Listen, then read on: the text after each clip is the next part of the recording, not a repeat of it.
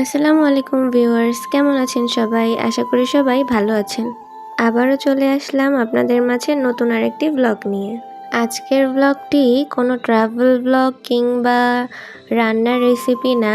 আজকের ব্লগটি হলো আমি আমাদের অটোটি নিয়ে বাজার করতে গিয়েছি, সাথে আমার মা ছিল। আমি কখনো বাজার করিনি, সবসময় আমার মাই বাজার করেছে। তো আমি জাস্ট নর্মালি মায়ের সাথে গিয়ে দেখেছি যে সে কিভাবে বাজার করে, কিভাবে দরদাম করে। যেহেতু আমি আমার ছোট্ট একটি সংসার শুরু করতে যাচ্ছি, তাই আর কি বাজার তো আমাকে করতেই হবে সামনে। তো মায়ের সাথে থেকে থেকে বাজার করা শিখছিলাম আর কি। তো ভাবলাম ভিডিও করে রাখি, আপনাদের সাথে ব্লগ আকারে শেয়ার করা যাবে। একটু আগে যে অটোটি দেখতে পেয়েছেন, এটি হলো আমার বাবার অটো। এই অটোটি আমার বাবা কিনেছে মূলত আউট ইনকাম যাতে বেশি আসতে পারে, বাট আমার বাবা সরকারি চাকরি করে। তো এখানে আপনারা দেখতেই পারছেন যে আমার মা হচ্ছে কাঁচামরিচ কিনলো, আর এখন কিনবে হচ্ছে আলু, আর হচ্ছে এই যে এখানে দেখতে পাচ্ছেন আপনারা আলু বেছে বেছে কিনছে। কারণ এখানে হচ্ছে অনেক সময় দেখা যায় যে দোকানদাররা যখন আলু বেছে দেয়, তারা ভালো আর পচা মিলিয়ে আর কি বিক্রি করে। তো নিজের হাত দিয়ে বেছে নেওয়াই ভালো। আর এখানে হচ্ছে মা 5 কেজি আলু নিয়ে নিল। এবার হচ্ছে আদা নেওয়ার পালা। আদাও বেছে বেছে নেওয়া হয়ে গিয়েছে। এবার হচ্ছে দোকানিকে টাকা দিতে হবে। এখানে 500 টাকার নোট বের করে দিয়ে দেওয়া হলো। আর সবজিও কেনা হয়ে গিয়েছিল। এবার হচ্ছে ধনিয়া পাতা কেনার পালা। তো টুকটাক একটা সংসারে যা যা লাগে মোটামুটি তাই হচ্ছে আমরা বাজার করছিলাম। আমি মায়ের সাথে থেকে ঘুরে ঘুরে দেখছিলাম। আর এখানে হচ্ছে আমের শেষ সিজন ছিল, আর এগুলো হচ্ছে টক আম। এবারে মসুরের ডাল কিনে নেওয়া হলো। তারপরে আরও এক পদের ডাল আছে, ওই ডালটার নাম আসলে কি আমার মনে পড়ছে না। এটি দিয়ে পেঁয়াজু বানানো হয় মেবি।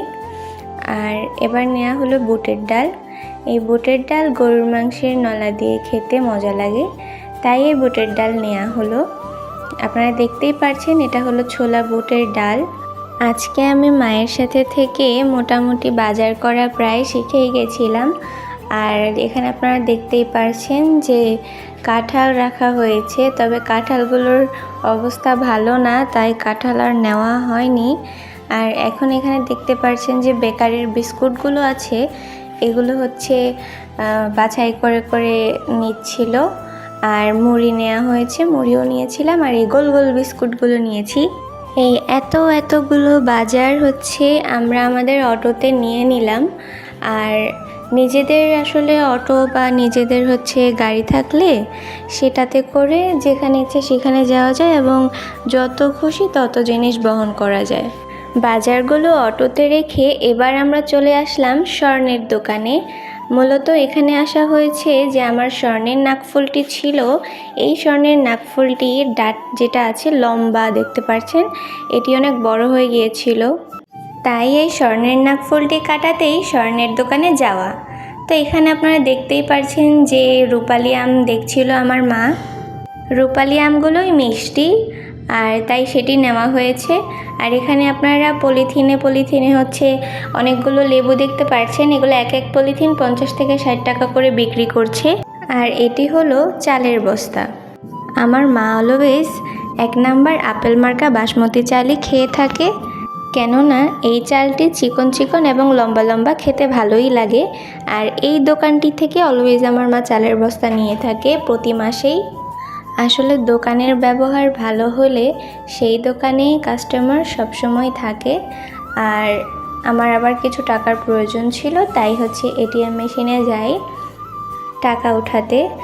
আর এখানে আপনারা দেখতে পাচ্ছেন যে আমি আর আমার বোন 2টা চিকেন ফ্রাই নিয়েছি।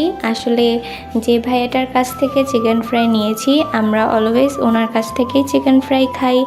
উনি শুধু চিকেন ফ্রাই না, উনি পিৎজাও বিক্রি করে, ওনার পিৎজাটাও অনেক মজা। আর আমি আর আমার বোন যতবারই ওনার কাছ থেকে খাবো চিকেন ফ্রাই, অলওয়েজ লেগ পিসটাই খাই, কারণ আমার আর আমার বোনের লেগ পিসটাই অনেক পছন্দ। আর এখানে যে 3টি সস দেখতে পাচ্ছেন, এগুলো দিয়ে খেলে অসাধারণ লাগে। আর ওনার কাছে সব সময় টাটকা জিনিসটাই পাবো, উনি কখনো বাসি কিছু বিক্রি করে না। তো গাইজ, আজকের মতো ব্লগটি এখানেই শেষ করলাম। সবাই ভালো থাকবেন, সুস্থ থাকবেন, আমার জন্য দোয়া করবেন যেন আপনাদের জন্য নতুন নতুন ব্লগ নিয়ে আবারও চলে আসতে পারি। তো দ্যাটস অল ফর টুডে। সবাই ভালো থাকবেন। আল্লাহ হাফিজ।